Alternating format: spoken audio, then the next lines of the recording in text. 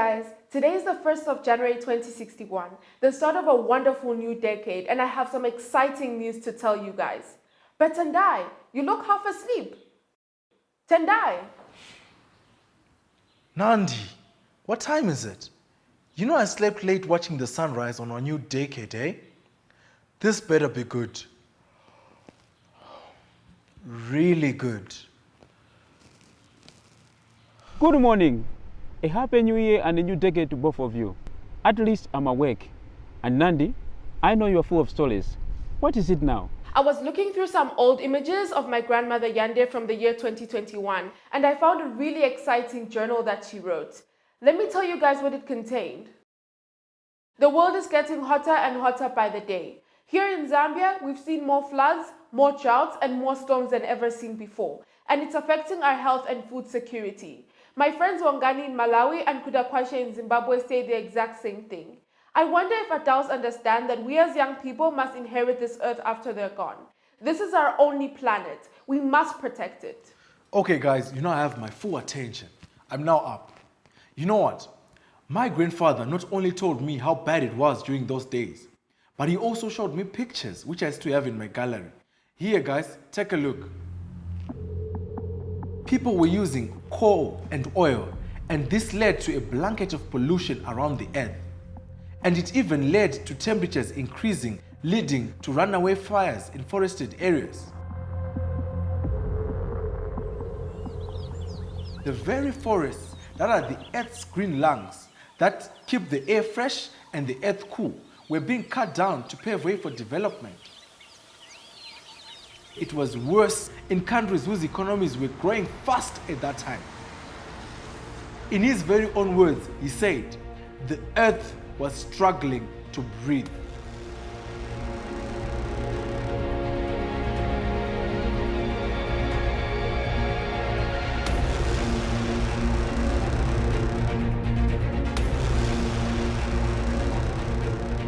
Oh my God. There's no way we can go back to that. Look around you. Our economies were small back then and did not play a big part in causing climate change. But from the stories my grandfather told me, they certainly felt its impact. Come on guys, let me show you some of the images I sourced for a school project showing the damage that global warming did to our countries. Signs of disaster have already begun to manifest in Manicaland provinces, particularly in Chipinge, as strong winds and heavy rains have been witnessed since Thursday evening. Due to the violent nature of the tropical cyclone Idai, panic and fear has already affected Chipinge residents as they fret for their safety and their homes. The rains haven't stopped since Thursday, and this has largely affected business in the central business district of Chipinge, as some shops have closed, while the few that are opened are struggling to avoid flowing waters from entering their shops. Unconfirmed reports saying some areas in upper and eastern Chipinge have been terribly affected, with homes destroyed and some de-roofed, and in some areas roads have been blocked.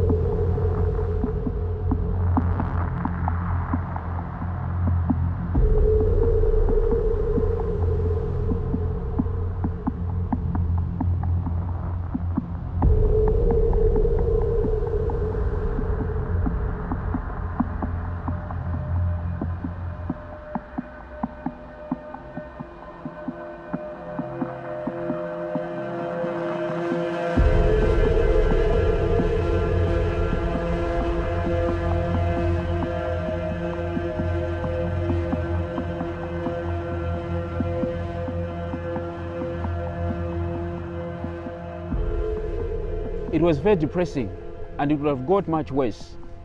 You know what, guys? I've had a crazy thought. People were treating the poor earth so badly. So maybe it was a good thing that the earth decided to punish these people with droughts, floods,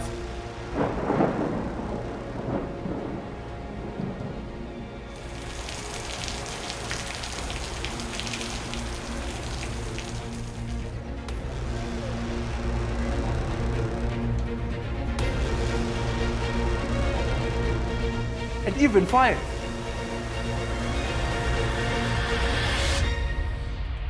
This is when people realized that they needed to stop. Remember, all countries had to sign an agreement and pledge to change. What was the agreement called again? The Paris Agreement. Exactly, that's it. You guys are definitely sharper than me this morning. So countries made a decision that they would not use oil, coal, and gas so that they would reduce greenhouse gases. And they did. So slowly global warming decreased. And look at us now.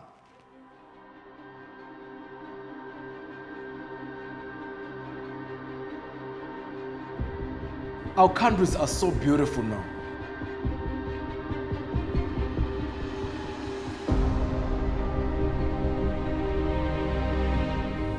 Our streams, our lakes, our game reserves, and our animals, they are healthy.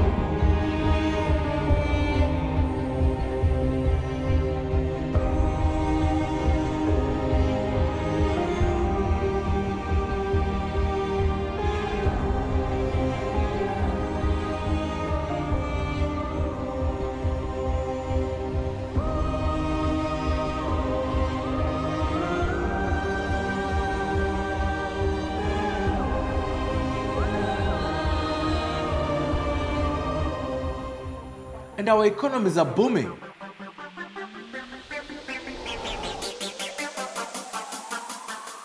Just look at our farms, they're doing very, very well. We grow our food responsibly and our air is clean. Southern Africa is seen as a leading giant in using clean energy to power its growth and production. Of course, things are not that perfect. We do have our problems.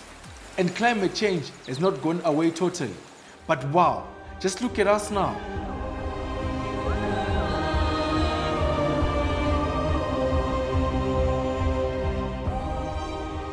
We've come a million miles from 2021 when our grandparents were climate change activists.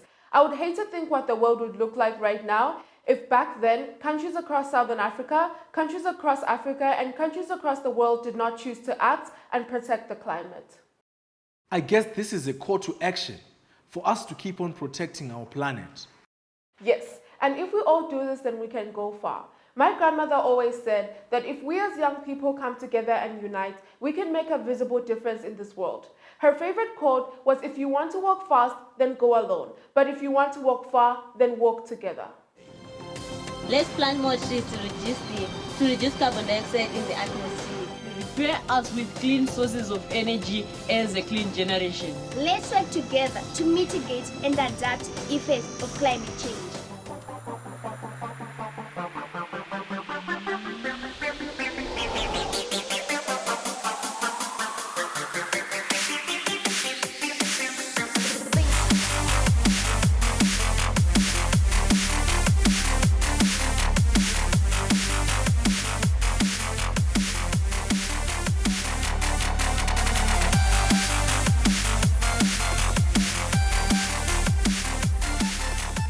So this is a historic moment for us as Malawi. We are so privileged and honored to have this kind of a dialogue Students are encouraged to ask questions and research and present material on how climate change affects their lives. How serious is climate change in Switzerland? Experts say that there will be no more glacier in like 100 years, and that's a huge problem because there will be a lack of water, and without water we can't live, obviously. Not only does this give young people insight into the global impact of this issue, it also connects cultures and countries in finding practical solutions to this crisis. I, as a student, I have many ways how I can do in order to prevent these climate change issues. For example, I can plant trees, I can educate my first students on the consequences of climate change. I may use free areas which are reducing, recycling, and reusing. From these dialogues, students are empowered to design and run projects within their communities. I know they came here, with a certain amount of knowledge, but they are living here empowered. They are living here as champions of climate change. The outcomes of these dialogues have also been presented on international stages, such as COP25, with continued engagement through social media. Today, young people have stepped forward to lead the fight for a sustainable future and are asking for the world to do the same. Let's plant more trees to reduce carbon dioxide in the atmosphere. Prepare us with clean sources of energy as a clean generation. Let's work together to mitigate and adapt effects of climate change. Are you giving your young people a voice and a future?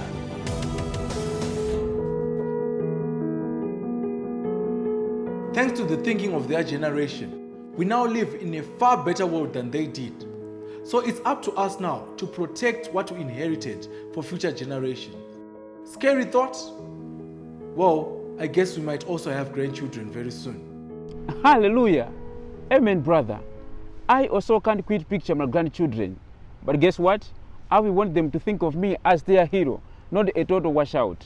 Yes, now you're talking. And you know what I love most? Young people like our grandparents were involved. And as they grew older, they created the new technologies to promote the growth of our countries while being kind to the earth. It's a real wake-up call for all of us, so we don't have a choice. A new decade, new commitment to continue their struggle. 100% agreed, guys. But can I first go back to sleep?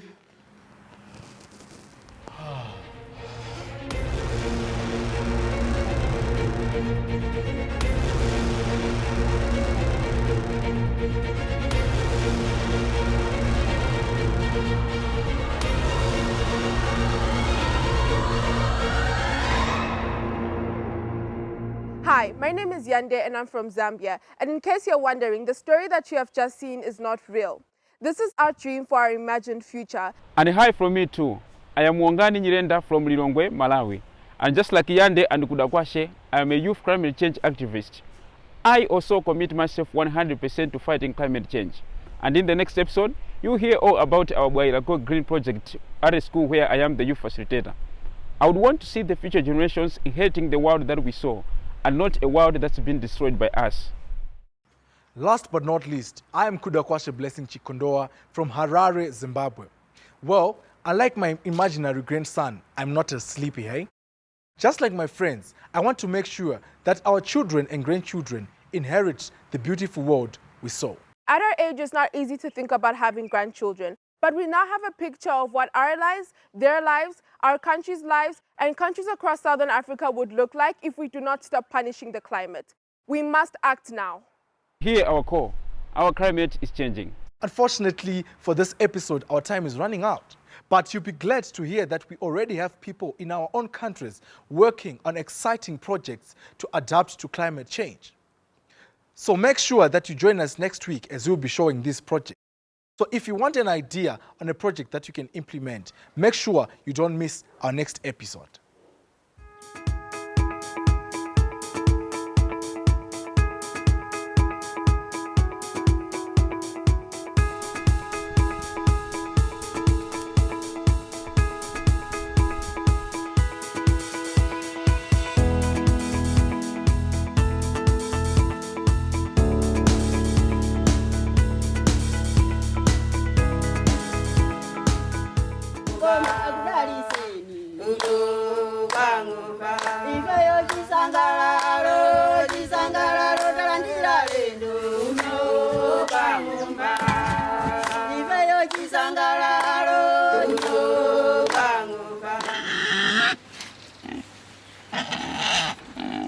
One of the major things for farmers in Zambia, they feel they can't advance because they don't have access to enough fertilizers, which is the farming they know. So it kind of limits them in expanding their business. So we're saying, no, you don't have to rely on fertilizers solely. You can also do natural farming with legumes, animal manures, and get very high yields. You can see behind me how the crops are looking, even though they haven't had any chemicals at all, any fertilizer, any sprays for pests of any kind, but still we're going to harvest very good crops.